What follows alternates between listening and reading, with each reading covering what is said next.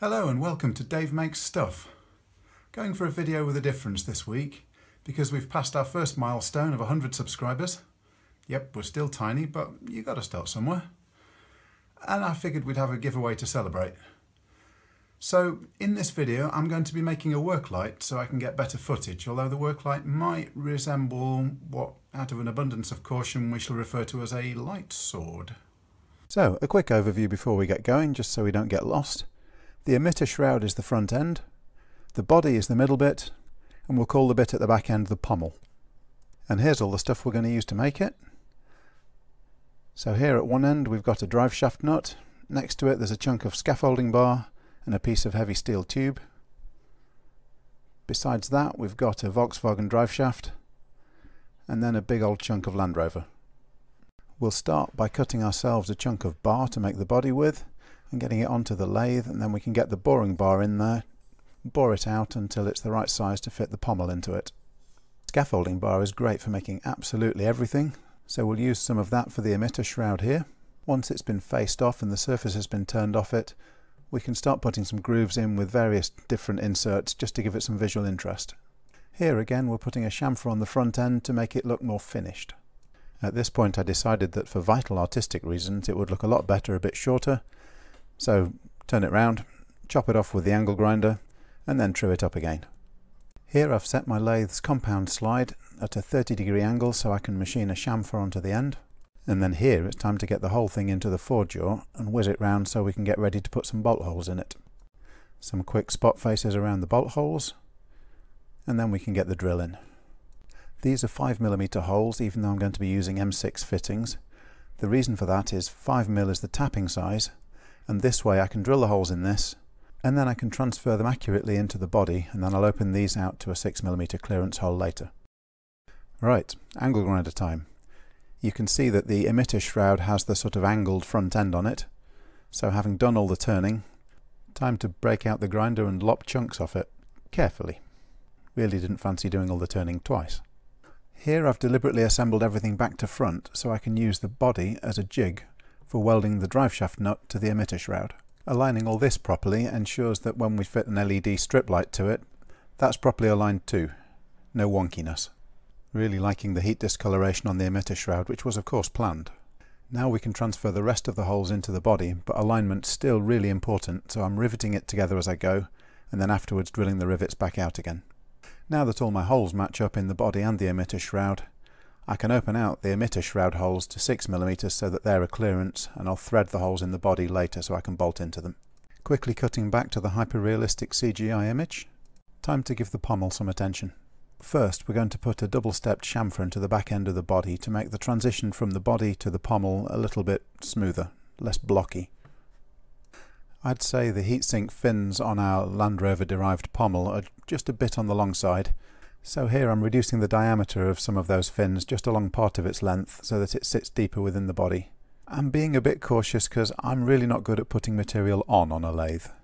Here it is with the shortened pommel. It's still looking a bit plain, needs some more detail, so here I'm putting a few grooves into the back end of the body. Now we can tap the holes that mount the emitter shroud. If you've ever been unfortunate enough to snap a hardened steel tap inside a component, you'll understand exactly why I'm going slowly and using plenty of oil here. One of my lesser known skills is that I can wind bolts in at up to 300 RPM using only an Allen key, as you can see here. It looks a little bit more complete once it's all bolted together. The next step is to bolt the pommel to the body. However, the pommel is absolutely rock hard, so what we'll do instead is thread the body and screw through it into the pommel to hold everything together. This shot might look better if I had, say, a work light on it. There we go, one tapped hole. Okay, next up, the funny square-headed guy with the two eyes looking at you out of the side of the body. That'll be another chunk of scaffolding bar to face off and turn then, although when the swarf has teeth I can't help but wonder if I was maybe a bit aggressive. Bore it out so it fits smoothly over the body. A bit of chamfering to give us nice rounded ends, and ignore what this man is doing, don't do that. Anyway, once again, having made a thing, it's time to take some irreversible decisions and chop it up with the angle grinder. We're going to need 2 of these pieces in total. For each one, having cut a rectangle and then just taking the corners off, and then finishing it off by rounding off the edges to give it a more organic feel. I only had gigantic stainless rivets handy, but they look pretty good once they've been through the lathe. Here I've put the piece in the 4-jaw chuck so I can drill and then spot face the holes to put the rivets in. And then of course we need the matching holes in the main body. Time to assemble it all. At this point I was reminded quite how hard it is to put in stainless rivets by hand. I wondered if I was going to break or the riveter was, but thankfully neither did. Anyway, time for an obligatory glamour shot on a beautiful granite surface which is absolutely not a carbonate that needs a wash. I think it's fair to say that creating a work light is good, but not that useful if it hasn't got a base to stand in while I'm using it. So here I'm creating a base. That's a Land Rover brake disc, because everything is Land Rover if it's not scaffolding bar. And this is a Land Rover prop shaft flange, which I'm boring out to match the pommel. And the two assemble in concentric fashion like so, get welded together like so, and carry the light like so.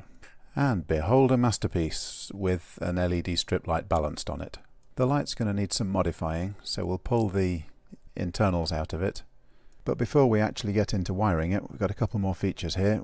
The first is one more bolt, which will be concealed inside the emitter shroud, which we can use as an earth fitting. This is deliberately drilled and tapped one size smaller than the other bolts so that it's obvious which one is which.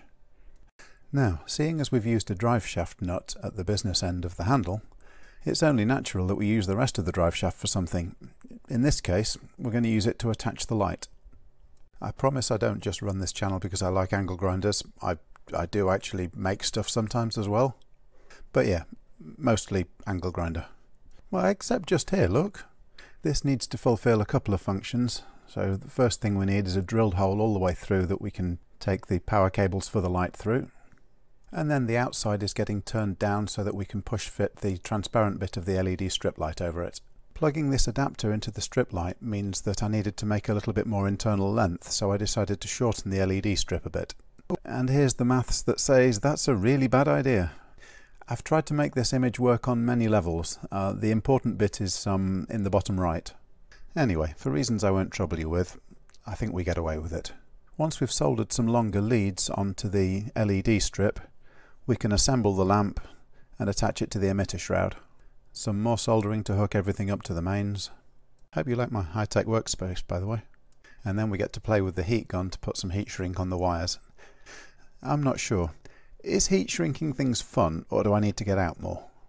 This soldering iron handle is a perfect fit and, well, designed for managing cables. A bit of an extension piece and some hot glue to protect the electronics. Starting to feel a bit like Dr. Frankenstein here. And there is light. Okay, good. Heat shrink it. Get it all assembled and checked. And here we go. I believe here is where you should play upbeat music, right? When I set out, I didn't want something that looked really crisp and factory fresh. I wanted it to look like it had been made with care and used hard, and I think more or less we've got that. My only concern is it's a bit, well, shiny to banish to the garage with the angle grinder sparks and the welder sparks and the oil and the me. So I don't know, work light or interior light? Well, thanks for watching. Hey, these are great for dramatic lighting. So, if you want one of these for yourself, it's really straightforward. All you need to do is subscribe to this channel and leave me a comment below telling me what you want and why you want it.